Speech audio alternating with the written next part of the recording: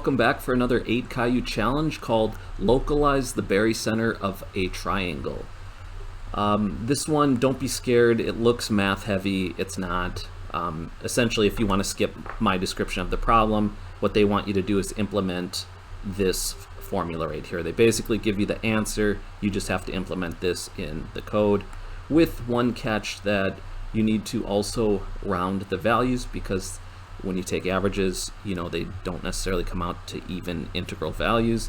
You could have a number like 8 2/3, and they want you to round all these values to 4 decimal places.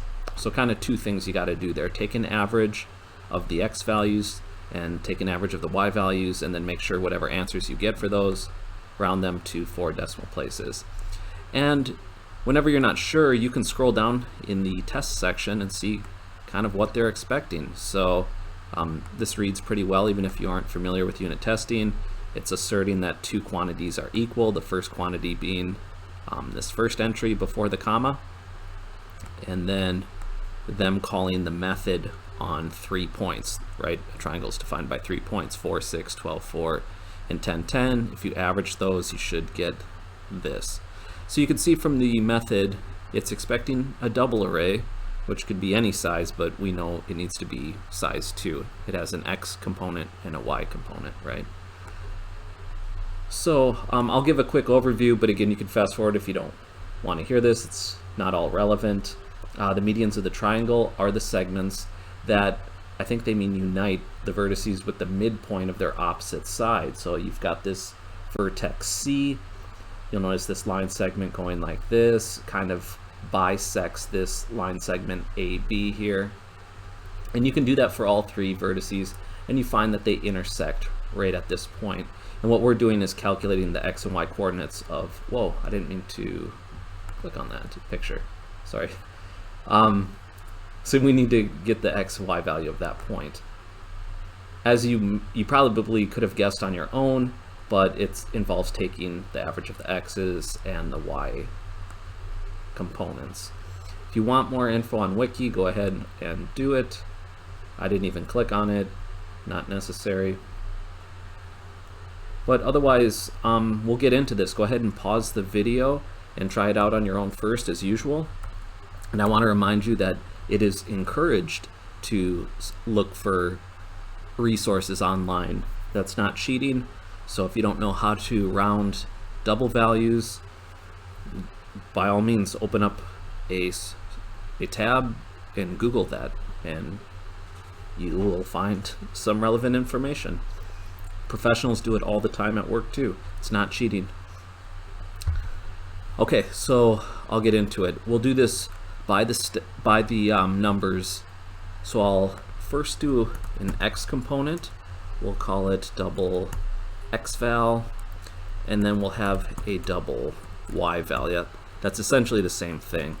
And what we're doing is we're averaging, right? Do you know, remember how to take a simple mean average? We could say x0. Note that the parameters passed into the method, listed here, are all in the form of an array of doubles. They should all be size 2. If you really wanted to enforce that, you could add checks for that. I'm not going to here. It doesn't cause any trouble. But we know that these square braces denote the array data structure, and the way we get elements out of that, again, we use the square brackets, and we computer scientists start numbering elements from 0, whereas sane people start counting from 1, we start counting from 0. So 0 means grab the first element. In all of these arrays, the first element is the x, and the second element is the y value, right? So for the average x value, it would be, it's unfortunate that they called these x, y, and z, because each of them have an x and a y. So I would have named them something different. And keep in mind that you can, right? You could say 0.1, let's just do it. 0.2, you can name the parameters whatever you want, and 0.3. I like that a little bit better. So I'll say 0.1, 0.2, plus 0.3. Okay, So when you add everything up and divide by the number of values to take an average, right? And because of the order of operations, division has a higher precedent than adding. So if I just left it like this, it would take 0.1 x value plus 0.2 x value plus this whole quantity here, and that's not what we want. We want to add all of them first before dividing. So I'm just putting some parentheses around that. So when we do this, hopefully you can see that gives the average x value. And I'm just going to copy and paste this for y. And of course, we can't take the first element in those arrays because that was the x value. So we're going to use index 1, which is element 2, to get the y values. And again, there's 3 of them. That's why we're dividing by 3. That's how you get a mean average. Okay, so we have these 2 values. Now we can't necessarily just return these, right? They could have long decimal components, like 2/3 kind of goes on forever. Not in a double, but you know what I mean, in math. So let's take care of that rounding thing. And then we'll compact this if you want when we're done. But hopefully you came up with math round when you were searching. If you didn't know off the top of your head how to round values in C#, you can go to this document page or just look for math round C#, and you'll see there's a bunch of different overloads, but it works much like you would think. There are some subtleties with the way it rounds. You'll notice there's some, I don't want to get too off track for this video, but I want you to know that it doesn't necessarily work like you think where 1/2 and higher it goes to the next number. It usually does that, but you can round away from 0, stuff like that. There's different kinds of rounding. So if you ever need that extra feature, feel free to read through this page in more detail to get what you want. Yeah, you can see away from 0 to an even. So, but let's see if they have a simple example here. Math round. We won't need this third argument. That's part of an overload. I was hoping to see a simpler one where you just give it the number you want to round and then you tell it how many decimal places you want to do it to. Let's see if they. Here, if we go to the overload list, I don't want any midpoint rounding. We're going to use this one, right? This looks right because we're passing in a double, and this integer value should be the number of places we want. Yeah, give it a double value and then how many digits you want it to be. So we'll go to these examples. Note that 3.44 returns 3.4 because we said, hey, only take one of those decimal places. Note that 3.45 returns 3.4. Might not have been what you expected. So that's why I said there are some subtleties with the kind of rounding that is being performed. If you need a specific type, we won't in this challenge, but just know it like, hey, this should have been rounding up to 3.5. If it's not doing what you expect, you need to go back through the documents and make sure you're being explicit about what your rounding policy is.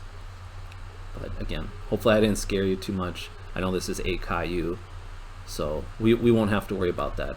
But I want you to just plant the seed, you know, get these things in your head, so when they come up and you get in trouble in the field, you don't panic, you don't have to worry. You just remember, hey, there was something about that, and then you start looking, yeah, that's what it was.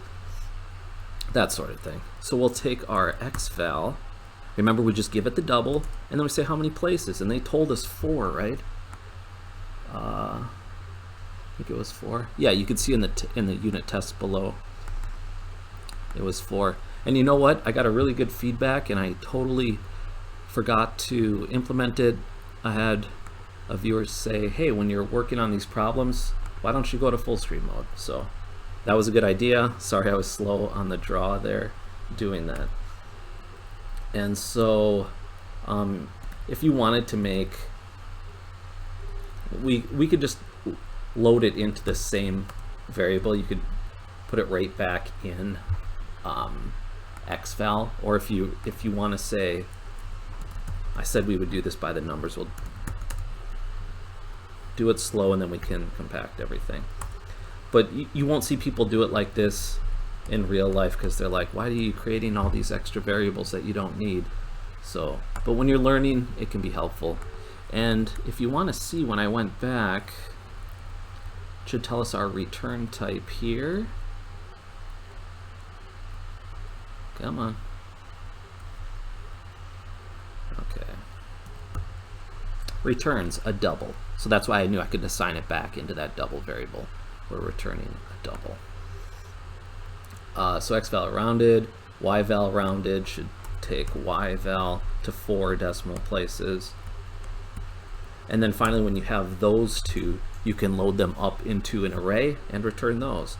And the syntax for doing that would be make this new double array. I need the square braces to say it's an array, right? If I didn't have those, it would just think it's a single double precision floating point value. So don't forget those. And then in curly braces, you can list the values that should go in the array. So I could say xval rounded, yval rounded. Don't forget your semicolon. It's like the period in English. You know, you end every sentence with a period. We end everything with a semicolon. And so something like this should work. I'll get back out of here so I can run that test. I probably need to bring in the system namespace. Yep, see, I hit an error. It says the name math does not exist in the current context. And so they're mad that I went to this math class, called this round method, because I didn't define anything here called math, right? I could have made my own math class, but I don't want to make it up. Someone already went to the trouble to handle these common cases for me, so I'm just going to use the built-in system library to get that. And if you didn't know that, when you're at your docs page, you'll notice, hey, math round method, it resides in the namespace system. So if I want to use this in my code, I should have a using system statement at the top. So that's why I added this here. And let's try again. Okay, green, our favorite color in Code Wars. And we're clear for takeoff. So yeah, we'll just combine this a little more. Remember, I like in 8 Caillou, I like to really go slow, kind of step through everything.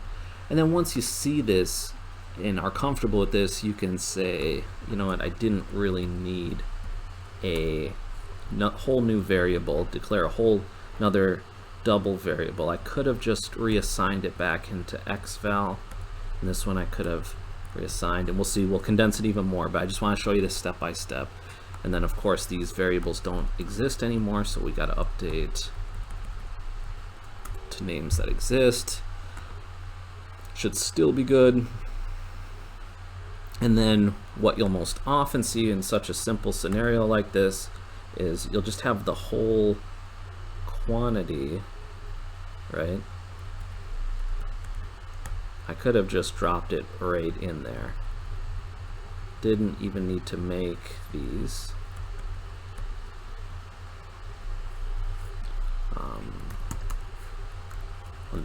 We're going step by step so you can see the, you know, you can imagine as you do something a lot, right? You start to get comfortable with it. I'm not even talking about programming.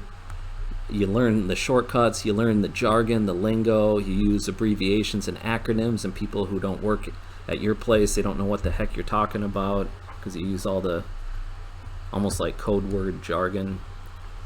And so still there, and then of course we can didn't even need to make the local variables at all. If you really want, you could do it like this. Now I'll leave it up to you. I don't like when code runs across the whole screen where you have to scroll. Personally, I don't like that. In a normal window it fits, so I guess I'll leave it here. But I'll leave it up to you how expressive you want to be. If you want to just, I think this is pretty readable. It's okay with me, but if it's confusing, write it out in a way where you can understand it. Because in real life, you're going to be coming back to these things. You're going to make projects, you're going to come back months later, and if you were nice to yourself, you won't have any problem getting back in the swing of things. So when I run this, it should still be green. It was all the same thing, right? I just kind of set it in different ways. I set it in a really verbose way, right? I used a lot of words at first. I had all these variables that I created that I didn't really need, and then now it's just the same thing. It's just more compact, right? Not quite performance-wise, right? Because I allocated other extra memory that I didn't need, but hopefully you see it. So when you know, eventually you just start thinking like this and just kind of rattle it off. But beginner series, don't feel bad. Take your time, write it out, understand it. I'm going to submit and get those kata points. We're over 1,500 now, 3 Caillou rating. Hopefully you guys are chugging along too, guys and gals.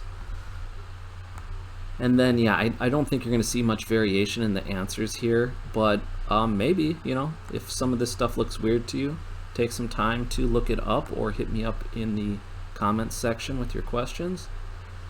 But, yeah, I think that should do it. Sorry for the delay in videos. It's been kind of hectic during the holiday season here. Had a lot going on, but we have more content coming your way. So, as usual, thanks for watching. I will see you in another video. Until then.